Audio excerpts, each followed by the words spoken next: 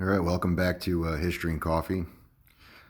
Um, so, as much as I try um, to avoid the news, especially political news, it's really almost impossible now with the mass media and of course with this stuff going on now. A contested election. Well, I mean, I put that in quotation marks, contested. Allegations of voter fraud, and now here we have riots and people storming into the Capitol building. And of course, the media has gotten a hold of this, and it's using words like unprecedented and democracy under assault, and this has never happened before. And I think it's time to talk about the 1876 presidential election. And hopefully, by the end of this, you will be realizing that this kind of shit happens all the time.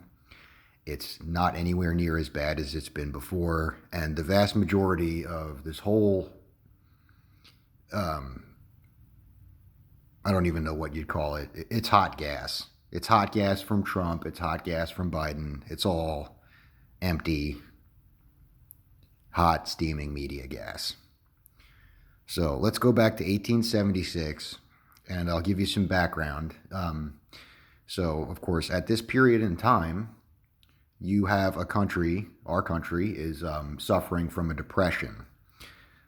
We had gotten pretty rich off of, economically, off of the 1849 gold rush, and that led to a huge railroad boom. So the big thing, everybody invested in railroads. They were building railroads everywhere. They built a transcontinental railroad. They were building branches and spurs. Um, the show Hell on Wheels actually covers it pretty accurately. Um, Basically, everybody poured their money into railroads, and you have the gentleman who built the transcontinental railroad, of course, Thomas Durant, who is not a fictional character from a TV show. He was a real person. Um, it comes out that he was committing like super duper fraud. Essentially, somebody decides to take a look into his books. Now, at the time, of course, the government was subsidizing many of these railroad projects because, it helped the economy and it helped the American people. They could get around a little bit better, get out west, and any of that stuff really is a boon for the economy. So they were subsidizing these railroad things. But the problem was is they were sort of trusting the folks building these railroads with a lot of money and just sort of whatever you need we'll give you. It really wasn't, there wasn't very much oversight. So it comes out later that Thomas Durant somehow had earned 100% profits off of his railroad, his Union Pacific Railroad transcontinental project. And people looked into it, and of course, it turns out that he was, basically taking the land that the U.S. government had granted him to build the railroads on and was selling it or trading it or being shifty with it. And he was also like grossly overcharging the government for everything. Instead of saying like, oh, this many railroad ties is this much, he basically triple it, quadruple it, send Uncle Sam the bill, and they would pay out. No oversight whatsoever. This comes out. There's a huge congressional hearing, whole bunch of bullshit, and all of a sudden, railroads aren't looking so good. So everybody all at once pulls their money out. The railroads go bust, the stocks go bust, the banks go bust. The stock exchange ends up having to close for a whole 10 days. It's very, very bad. So that's where we're at in 1876. It's bad. It's very bad. And then along comes Custer. Of course, General Custer, the infamous Indian fighter, is on an expedition to the Black Hills, which at that point in time were granted to the Sioux Nation as an Indian reservation. And he, without any sort of authorization or permission, announces to the whole world that there is gold in the Black Hills, which sets the U.S. government and the Sioux Nation on a path to yet another war. Obviously, the government and most people in America are hurting financially. The remembering, of course, the 1849 gold rush. If there's a second gold rush, that'd be the thing that pulls the country out of it. So this is all what's going on. Meanwhile, the Civil War, 10 years earlier, is over, of course, but the South is still under martial law. There's still troops stationed there overseeing every aspect of Southern life. Um, the country is in a really bad place. Poverty, violence, racial tension, no jobs, it's bad.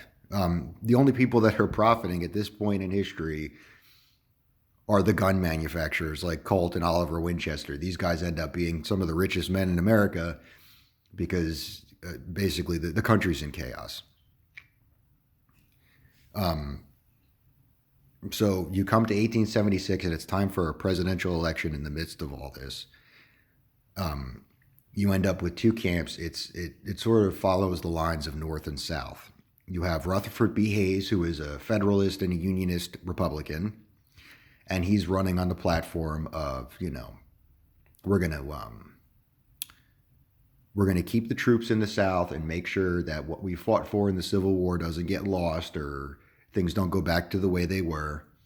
And I'm gonna try to pull this country out of this and that, and then you have Samuel Tilden, a Southern sympathizer and Democrat, who is running on, I'm going to pull the troops out of the South. I'm going to give them back, the rights that they deserve as citizens of this country and be done with it.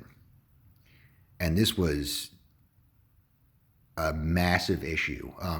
Now, we talk about today how everybody's so, inflamed by all these policies and issues, but really, Trump didn't really do jack shit while he was in office, besides speak a lot of words that people didn't like.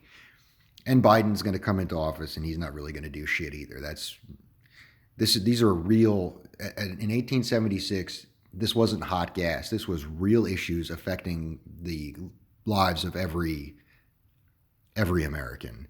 The future of the South saw this election as their future hanging in the balance. The North saw this election as a potential undoing of everything they had sacrificed for during the Civil War.